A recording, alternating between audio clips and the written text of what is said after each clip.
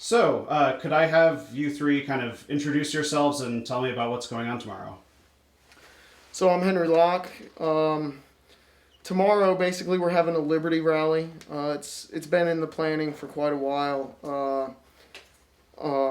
Basically, it's we're going out there to make sure that our message of equal liberty for all the people, individual rights, are respected by all sides of the government, not just one side or this side, all parties. And that's basically what our message tomorrow is going to be about. And I'm a classified country boy. And what we are planning on is to try and introduce unity and to try and help with the message and everything that's been going on with trying to divide America and how everything's been going on with the elections and everything else like that. We want to try and bring unification back into the United States, and hopefully, it's not over some disaster or anything else like that happened. We want to naturally bring unity back into the country. I prefer to remain unnamed, actually. But at the moment, I'm just here third wheeling it with these guys. Basically came here just to meet everybody. It's been great so far. And I'm just going to follow their lead this weekend. And so this is at all 50 state capitals, or at least that's sort of what the call was for. Do you want to talk about kind of what was the motivation for this rally? Like, what's it about and what's it not about? Okay, so for the fact of all 50 states, the idea behind that was just to try and get a lot of visibility as to, the more state capitals, the more turnout, the more people that we can get, the more unity, the better, and the louder that our message would be, and how people and hopefully the public would perceive it is if we can get more people there, then hopefully the message can be spread and be a lot stronger. DC, because of what happened on the 6th, we decided not to go with doing DC anymore, but we decided we wanted to try and move forward with the rest of the United States and all 50 capitals. And what is your view of what happened in Washington, D.C.? So our movement, we really don't pick political parties. I believe that government buildings or a government property in general are a good outlet to let your voice be heard peacefully.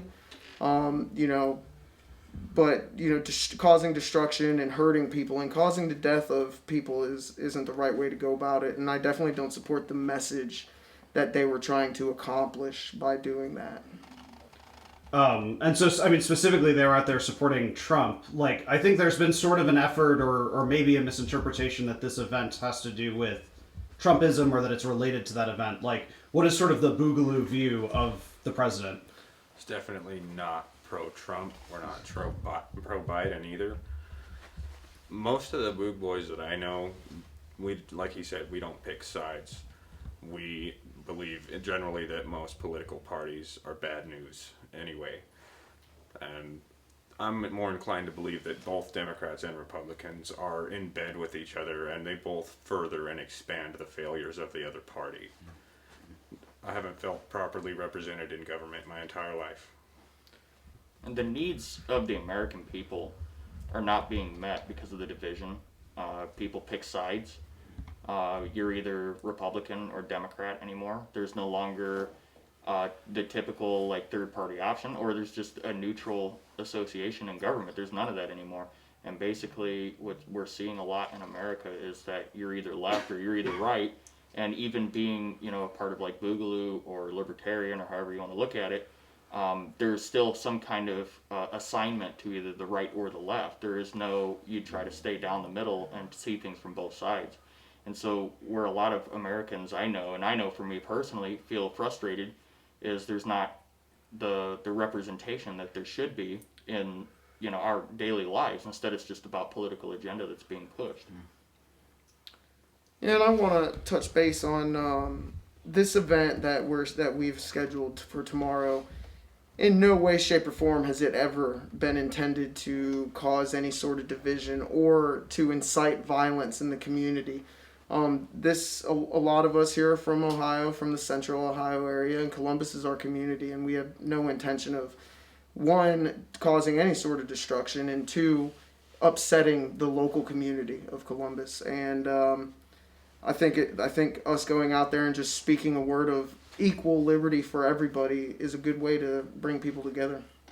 What is your sort of feeling about the way that they've seemed to really have militarized the Capitol over the last 24 hours? And it seems like a lot of people involved in these events, both here in Ohio, but also the other states, have been getting like visits from the FBI.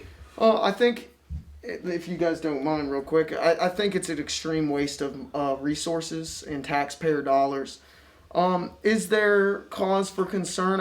There's always cause for concern. There are extremists out there. There are people that try to hide under other movements to try to, cause issues and, false flags and all that stuff. But I think it's just jumping the gun and deploying the National Guard and declaring a state of emergency over a protest that really there's no evidence we ever intended to be violent. It's an extreme waste of state resources. Well, and for me personally too, as much as this has been labeled as a protest, I really don't believe that it's even a protest. It's a rally. It's a peaceful unification rally, and that's all that we are intending. And that ever since that this has been started with the planning and everything else like that, there's never been any intention of destruction, harm, or even any kind of division on any level whatsoever. And what I feel, to piggyback on what he was saying, is that there is going to be a serious waste in resources, and so. What's going to happen at the end of the day, especially during the COVID, how this has all been going with the budget and how everything's been, allocated with the resources and everything on that end, is what happens when nothing happens, when it's peaceful. We spread our message. We actually get to, some individuals and really actually get the unification message out there, and the National Guard gets to go home and nothing was ever done. All they did was just waste time, resources, and money in a pandemic, where we've actually been sitting and worried about, our economy and everything else like that. So I've heard you say a lot, like unification is the sort of message of it. What are you unifying sort of for and against? Like, what are the, I guess, specific issues that you're hoping to talk about tomorrow? Okay, so there's been a lot of a message, that we're hearing, like with, say, Antifa, for example. There's been a lot of, negative connotation with them. Just the same as, with the Boogaloo movement or anything assigned with the Liberty movement. Is that it's just a left-leaning side or a right-leaning side, and there's been a lot of information that's come out from the media that has, changed people's minds as to how that they view certain groups where they're done and they're fed up with how everything's going on in our country and how things are going, especially with how the election went and then with how the 6th went. They just all those events right there, people are fed up and they're upset. And we need a point where we need to step back and say, hey, instead of assigning labels because of whatever you believe and deciding that this person's bad or they're rotten or this group is bad or they're rotten, why not instead maybe question them, maybe talk with them, maybe actually try and figure out what they're upset about? Because one thing I found out personally myself is talking with the different sides of the political aisle and finding out a lot of what they feel and what they believe is actually pretty similar to how I feel. A lot of us are a lot more on the same page than we realize. What sorts of groups have you found maybe unlikely friendships with? Honestly, for me, the cops and the COs, some of these guys in my state, the whole state's unprofessional, so they let people in that they probably shouldn't have all the time. There's all kinds of shady cops out there. And most of them, I've asked them personally, if you were told to violate somebody's rights en masse, like what they're doing in DC and everything else, what would you do? Most of them, they're telling me that they'll leave. They're not going to do it. They won't even file charges. They're not going to shoot at us. Most of them are on the same page. They're fairly conservative. A lot of them believe the same that we do about the government. It's been gridlock. This pissing contest between red and blue will outlive us all unless we do something. That's interesting. That wasn't the answer I expected, actually. Any other thoughts on that? Like other sort of alliances when you talk about sort of Boogaloo unity? So, like I said, I don't speak for whole groups and whole movements in general, but I have made friends with Antifa. And it has caused me a lot of grief on social media. Other Boogaloo boys don't agree with me on that. But I feel, Antifa, BLM, I've made friends in those communities, and there has to be a point where you got to step back and realize that we can't fight each other all the time, or nothing is ever going to change, ever.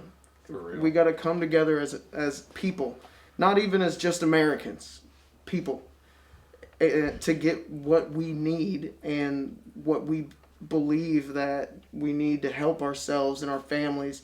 We need to do that together, or it's never going to work. We're going to fight each other and waste money and resources for ages. Well, and here's my take on that is we learned in school about like what happened during the first Civil War.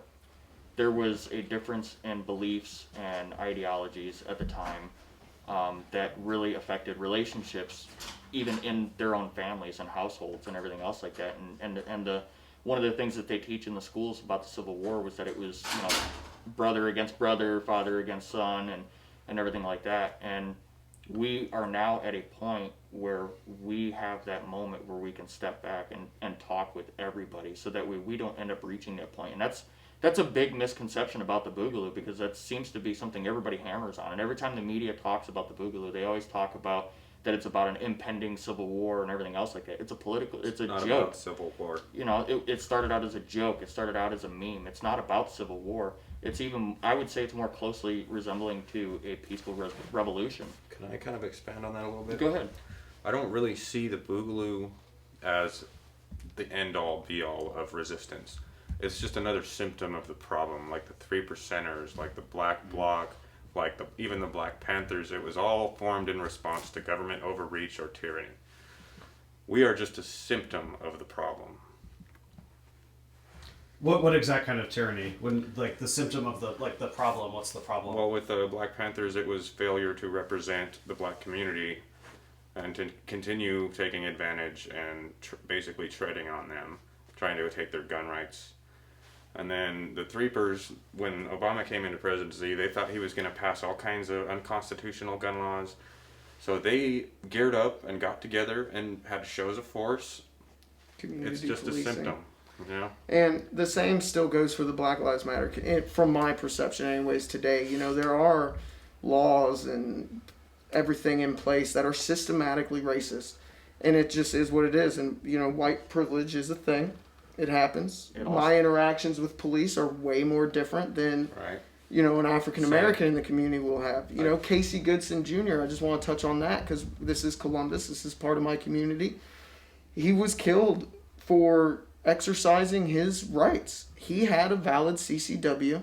The police saw him with a firearm and killed him for it, and that is 100% wrong. The African American community is still oppressed to this day by government and police. And it all starts back to the Great Society Act that Lyndon Baines Johnson passed.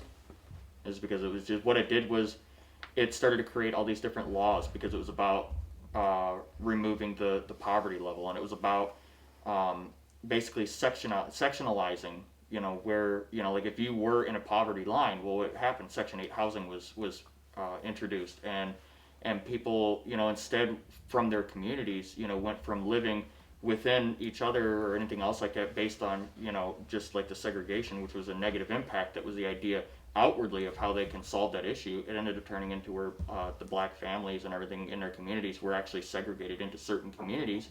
And then after that, from that point, what ended up happening is drugs were introduced into their communities, and people started being arrested, and then there was fatherless homes, and it all stemmed into a huge problem, and it grew and grew and grew. And you know, they talk about that there is an oppression in the black community, but there absolutely is, because there's always a negative connotation every single time, you know, that there's something in the news. You know, I mean, I talk with people personally, you know, and about, you know, say like a black person's killed in the news.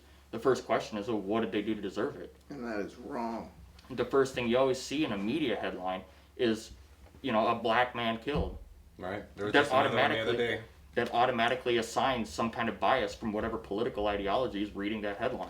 So the point we're trying to get at is every demographic of people here in the United States, whether it's more severe or less severe, faces some kind of government overreach and tyranny in our everyday lives, regardless of who you are. And yeah, some demographics get it worse than others.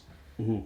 And are you concerned about that going into the Biden administration in particular? My main concern about the Biden administration is, and I have a lot of friends in the community that have echoed the same concern, is that Biden might not take the BLM community seriously now that the Democrats have won their battles that they've wanted to win. And that's a concern of mine too. I'm worried that one, he won't abide by the promises that he made, like Trump. Trump didn't abide by his promises either. Right. And, because that's just what they do. If this isn't too personal to any of you who would want to answer, what got you into sort of Boogaloo to begin with? Like, how did you kind of get to the place that we're at today? Well, this is it's kind of hard for me to actually kind of pinpoint, because I think at some point this is where I go back and say that Boogaloo really was more of just an ideological joke that was on the internet. I mean, it's more of like a freedom, libertarian view on life and everything, and I've actually discovered from a young age that I had a problem of not being able to look at things from the outside picture and think objectively on anything. And what I've noticed is I've seen in my personal experience that not everything is objective. It's basically kind of whatever scenario that you're in is how your life happens to go. So for me, I served in the military for a few years, and then I got out. I was a conservative growing up in my family household, but a lot of the views from the conservative standpoint really just didn't agree with how I actually felt, because it just seemed like it was taking away from humanity. And for me, I was a really big believer in the Constitution, that everybody has inalienable rights. And the issue that I have as a side note with the Constitution is that your rights are not assigned because it's on paper. Your rights are your rights because you're alive and you're human, and that's how you need to live. And so me coming out of the military, I decided that constitutional rights need to be defended at all times. But every time that I would turn on the news or look in life or even see personal experiences, I was seeing where people's constitutional rights were not being defended. They were not even being upheld. And in fact, there was a lot of scenarios where people's rights, were tread on, and that's just the way it was, and people accepted it and just moved on. And so when I stumbled across, some Boogaloo memes on the internet, that was just kind of something that, I went with and ran with, and it actually was more of a conversation that I had with a friend of mine that actually even introduced me into it. And since then, I went from being, Boogaloo and really not understanding what the full notion of it was until finally I was able to find the actual true definition of it. And even as I go on in the movement, I'm finding that it's not just, what I've been told online, and that's where a lot of the whole like unity movement and everything else like that's starting to come through and take hold. And for me, I'm not going to get into specifics, but for me, what really pushed me into the movement was the Ohio Department of Job and Family Services. I got into a situation a while ago that they basically told me how my family is going to be, and they basically dismantled my whole family from the inside out, and it really affected me in a large way. And that's what pushed me into, state government is overreaching. In my opinion, state government tramples your constitutional rights more than the federal government every day of the week. Yeah, it does. And that is what pushed me into it. Just the blatant corruption that I saw in the Department of Job and Family Services here in Ohio was just something I'll never get over.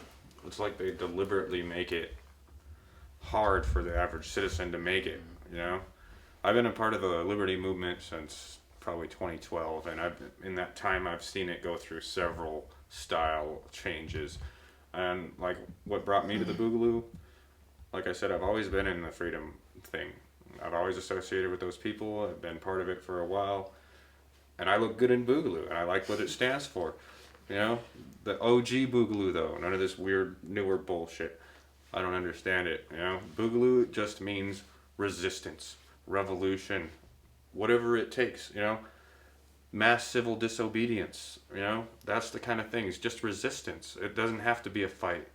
I don't understand that personally. I'm not going to go start a fight, but resistance on a proper level. When it affects, you've probably heard Boogaloo boys say all the time, "I will not comply." Yeah. And that goes into constitutional rights, gun laws, anything that I feel, constitutionally, I feel like everybody should be able to do whatever they want as long as it doesn't infringe on anyone else's life, liberty, or property. You should be able to do. And if they make a law telling you that you can't do something and it is a victimless crime, something that doesn't affect anyone, I think you should be able to do Yeah, whatever should you comply. want on and with your own private property. It's nobody's business but your own.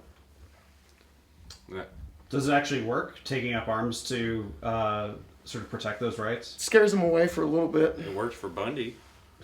Yeah. And another thing that I really want to get across for this event tomorrow, we, like I said, we don't pick political sides, but we recognize Joe Biden is going to be the next president of the United States. No matter what you believe, whether if you believe there was election tampering or if you believe Trump's like Q people, if you think he's some Jesus figure, Right. he's not, and he's Kind of not going to Messiah. be. He's not going to get reelected. So basically, we just want to make our voice heard that, hey, you're going to be our next president. Please fulfill your oath and respect our constitutional rights, and that's it. And as long as that happens, no one's going to have any issues. Maybe that would be a good way to end. Is for the other two of you, what would be your message to the incoming administration? Personally, I don't even care who's a president. It never mattered to me. I don't even vote, dude. I don't care what they do. It's never affected my life. If they ban guns, I don't care. If they take my guns, I don't care. I know how to make them. So that's cool. Go ahead and have it. I don't care who the president is. Honestly, I think what matters more is your state representatives and your state governors infringing on your rights, because the feds are limited. They can't enforce rights or enforce things without that state's permission for the most part. And it's the state itself that has turned corrupt and decided to infringe on rights. And honestly, I think our beef is more with our states than the Fed, because if our states actually represented us, then the Fed would have to listen. My statement for the upcoming president is that you swore an oath. You're going to swear an oath to uphold the Constitution, to protect the American people, and to take the American way of life into consideration in every decision that you make. And do not listen to just a political ideology. Listen to what actually the American people want. Listen to what is actually going on, and listen to how we can best handle the situations that we have. Be that president that unifies America once again and becomes a strong country once again.